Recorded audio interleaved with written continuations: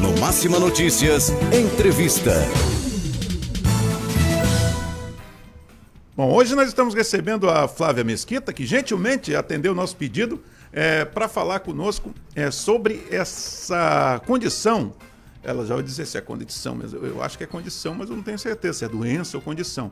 Ela é, inclusive, presidente da Associação Nacional de Fibromialgicos e Doenças Correlacionadas. Flávia Mesquita, bom dia, obrigado por ter aceito o nosso convite, tudo bem? Bom dia, Enio, bom dia, Jean, bom dia aos ouvintes da rádio. Um prazer enorme, obrigada pelo convite.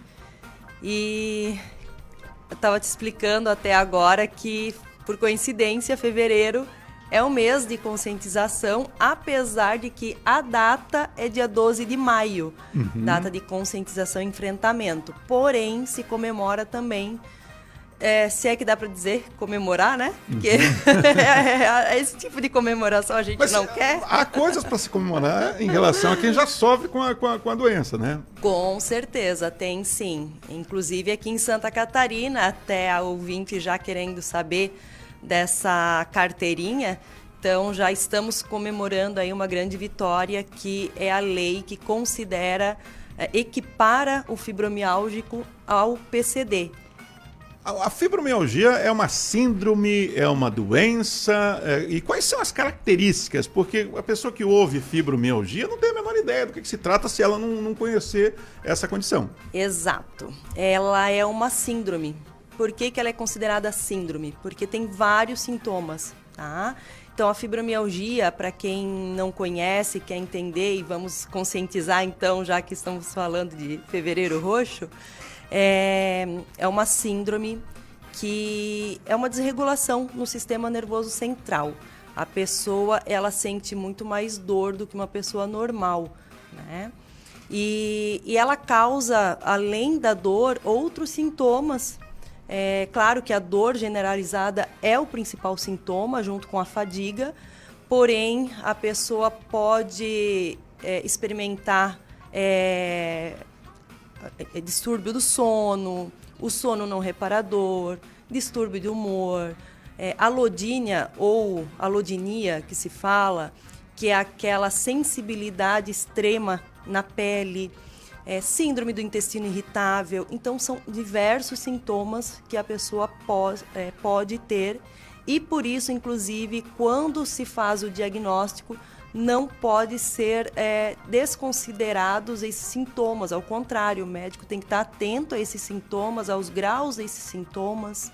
Até porque a gente estava conversando outro dia lá no Grupo Marca, Flávia, você me dizia que eventualmente a pessoa pode ter uma dor física relacionada com um problema qualquer e, ao mesmo tempo, ela ter a fibromialgia, né? Então, na verdade, o diagnóstico é muito difícil, porque tem que ir eliminando as possibilidades para você conseguir chegar à fibromialgia. Então, o diagnóstico é sempre muito difícil. Por isso que tem pessoas que, inclusive, convivem com a doença e não sabem que tem a fibromialgia, né? Isso. Por ser uma síndrome que não tem um biomarcador, que é um exame que detecte essa síndrome, ela é muito difícil de ser diagnosticada. E, infelizmente, também as pessoas são subdiagnosticadas, porque é muito comum que essa síndrome venha acompanhada de outras doenças, né? Então, por exemplo, lúpus, que também fevereiro é o mês de conscientização do lúpus. Muitas pessoas que têm lúpus acabam desenvolvendo uma fibromialgia. Até se fala no pós-Covid, essa Covid longa, já se fala também em fibromialgia, porque a fibromialgia ela pode vir também de uma virose forte, tá? Tanto que quando a gente faz, o médico pede os exames para excluir outras doenças, ele pede até exame de HIV, pede todos os exames. Eu não sabia disso, e quando eu fui fazer os exames eu questionei o médico, falei, nossa, mas por que até HIV? Aí ele explicou, porque além de vir de trauma físico, trauma emocional, ela pode vir de outras doenças também, inclusive virose forte. Então, uma virose, né, como um HIV, poderia também desencadear a fibromialgia. Ô Flávia, você se envolve nessa associação que defende os interesses dos fibromialgicos por uma razão muito particular. Você não sei se é portadora o termo, mas você sofre com a fibromialgia. Como é que você identificou e desde quando você percebeu, você que é muito jovem ainda, que você tinha esse problema? Há 7 anos atrás, eu comecei a sentir fortes dores, só que foram dores já extremas, então muito característico da fibromialgia. Eu sempre fui aquela criança Maria das Dores que se fala, né? Mas nunca tive um diagnóstico de nenhuma doença séria, né? Então, aquela criança que tem essas dores, que vive reclamando, aquela pessoa poliqueixosa que eles falam, né? É bom os pais ficarem atentos a isso. Então, eu descobri no momento da minha vida que eu morava numa cidade que eu amava, Florianópolis, com o meu trabalho já bem estruturado, minha profissão bem estruturada, e de repente tudo isso desmoronou. E foi aí que eu conheci a associação, mesmo porque eu pensava que, graças a Deus, eu tenho minha família que me acompanha, que me apoia, e quem não tem, e quem tem que sustentar a sua família, como que faz? Porque realmente quando você chega num grau severo, se torna incapacitante. Então, para você ter uma ideia, tem o doutor Marcos Aurélio de Freitas, que é um reumatologista, ele fala numa revista, uma revista interna que circula entre os profissionais da saúde, que é a revista Te Vejo por Inteiro. Ele fala que 66,9% das pessoas que abandonaram os seus empregos, né, estão relacionados à fibromialgia. Agora, é muito fácil, desculpa eu te interromper, é muito fácil a pessoa de forma preconceituosa, por exemplo, pensar nessa pessoa que se queixa de várias dores, até mesmo para uma criança, um adolescente, que talvez seja, mas que manhosa, né? Olha a sua irmã aí, olha a sua prima, ela está lá empolgada e você está sempre... Então, esse problema deve ser terrível para o portador da doença, porque além dela conviver com esses problemas todos que são muito doloridos no sentido mais objetivo dessa palavra, ela ainda sofre com o preconceito, porque as pessoas pensam, acho que falta de disposição, vamos lá, vamos trabalhar. Não tem muito disso também? Muito, muito. Por isso que é tão importante a conscientização e por isso que a gente comemora também em fevereiro para fortalecer essa conscientização, porque a fibromialgia, como eu falei, ela não tem um biomarcador, então as pessoas já desconfiam. E ela é tão surreal, eu falo que ela é surreal, porque chega a doer para escovar o cabelo, chega a doer braço, chega a doer o couro cabeludo. Então, as pessoas não acreditam, né, nessa condição. E não é uma simples dor, né? A dor é muito forte. Imagina que você tem uma desregulação no sistema nervoso central que deixa o alerta de dor o tempo todo, 24 horas por dia. Então, imagina você com uma gripe forte, né? Vou fazer esse comparativo, tendo que trabalhar. Né? As pessoas, quando pegam uma gripe forte, não ficam em casa, acamadas. É isso que a gente sente diariamente. Então, existe sim um preconceito muito grande, a gente precisa cortar esse estigma e até por isso que a gente luta também, além de ir atrás de ações legislativas, apoio governamental, essa conscientização para a gente acabar com esse estigma e promover mais empatia.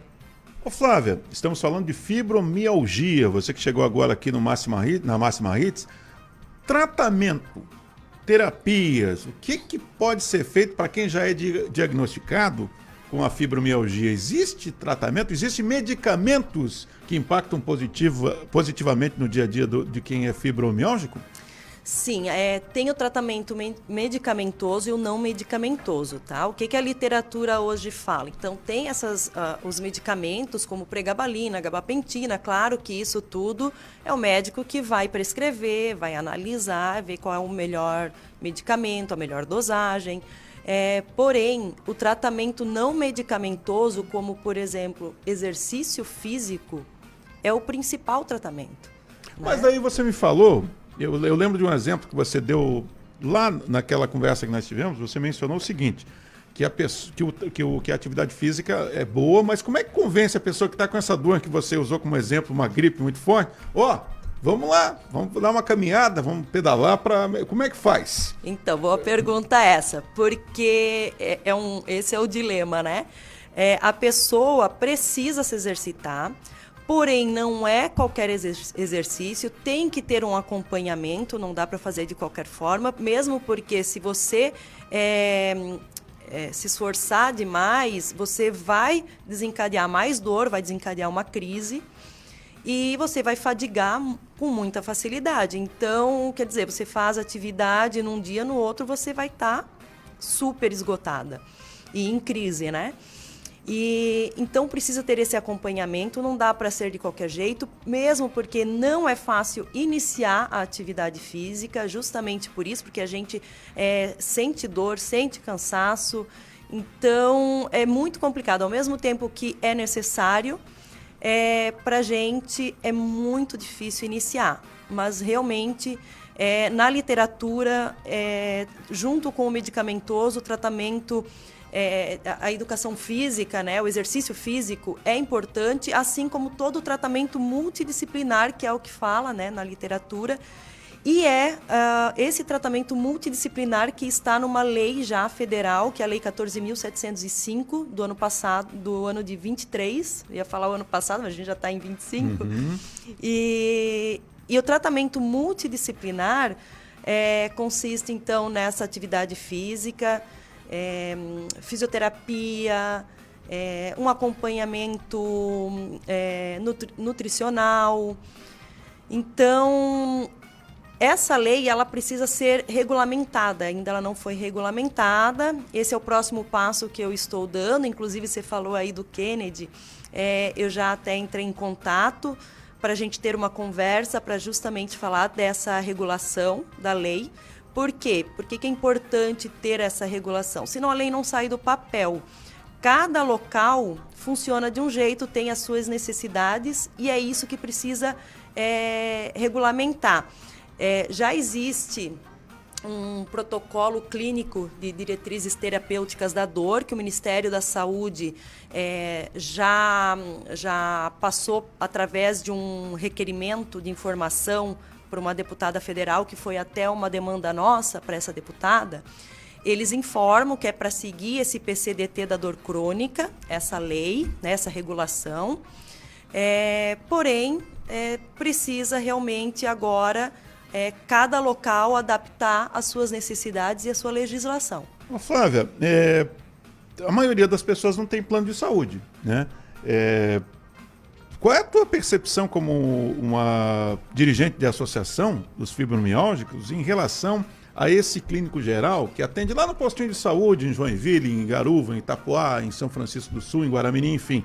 Ele tem... Porque a pessoa vai se queixar um dia de uma dor, outro dia de outra. Eu não duvido que muitas vezes o diagnóstico seja, cara, você está com uma virose, sei lá, alguma coisa assim. Existe? O pessoal está preparado para isso? Quais são as queixas das pessoas que utilizam a rede pública de saúde? Infelizmente não tem ainda um preparo para a dor no geral, dor crônica no geral. É uma luta também nossa, a capacitação desses profissionais e a inclusão na grade curricular da área da saúde a dor crônica, porque ainda nos cursos de medicina não estuda sobre dor crônica, não tem uma matéria sobre dor crônica, sendo que a dor crônica ela já está até recebendo uma CID própria, que é a CID 11, e até a fibromialgia está inserida nessa CID 11, que ainda não foi implantada, mas era para ter sido implantada agora esse ano e deixaram para daqui a 2 anos. Mas realmente é uma realidade, infelizmente. Não existe o preparo do profissional mesmo, porque ela é muito complexa, então eles sabem o básico, né? Agora, mais aprofundado, falta profissionais capacitados. E a associação, ela está à disposição para auxiliar pessoas que ainda não... A pessoa não foi diagnosticada com a fibromialgia, mas ela desconfia. Como é que funciona? A associação dá algum tipo de suporte, orienta pelo menos as pessoas que procuram? E como encontrar o pessoal da associação? Inclusive tem mais uma pergunta aqui sobre a carteirinha do PCD. O Milton está perguntando aqui no WhatsApp, pela carteirinha também. O Charles elogiando essa entrevista. O Baio também entrevista. E a Márcia também falando que a mãezinha dela também tem a fibromialgia. Olha só quantas pessoas. Flávia. Vamos lá. A carteirinha, falando da carteirinha, essa carteirinha é dessa lei PCD, que é a lei catarinense, tá? Tem um site para você preencher o cadastro e conseguir essa carteirinha, inclusive o passe livre já está inserido junto com essa carteirinha. Ontem, o vereador, o pastor Ascendino, fez uma postagem explicando exatamente como que faz o passo a passo para você adquirir a carteirinha. Então, o pessoal pode entrar até lá nas redes sociais dele, que vai ter o portal Via Direta vai publicar. A gente vai conseguir isso aí. Depois a gente vai publicar lá e vamos divulgar. A própria Assembleia Legislativa também já fez uma publicação e o deputado Maurício Peixer, né, que quem protocolou a lei, o PL, também já fez publicação. Mas a mais recente, que eu acho que está mais fácil para o pessoal pesquisar, é do pastor Ascendino. Então, explica o passo a passo. E a associação, quem quiser entrar em contato, tem alguma rede social? Como é que funciona? A associação tem o Instagram, @Anfibro, tem o site também, anfibro.org. Nós podemos, sim, auxiliar essa pessoa a encontrar o caminho, como procurar profissional, como identificar, né, os sintomas e realmente procurar ajuda, porque fibromialgia ela se confunde muito com outras doenças. Então, tem que ser investigado. Minha querida Flávia Mesquita, que é presidente da associação, deixa eu ler o nomezinho certinho aqui, porque é complicado, Associação Nacional de Fibromialgicos e Doenças Correlacionadas. Obrigado por participar aqui do programa. Espero que você volte aqui na data da conscientização, que é em maio, né? Maio, 12 de maio. Pra gente conversar mais. E quem tiver interesse em saber, ainda hoje a gente vai publicar uma matéria no portal Via Direta com mais detalhes tratando do assunto. Tá bom, gente? Obrigado, Flávia. Até uma próxima. Eu que agradeço. Obrigada.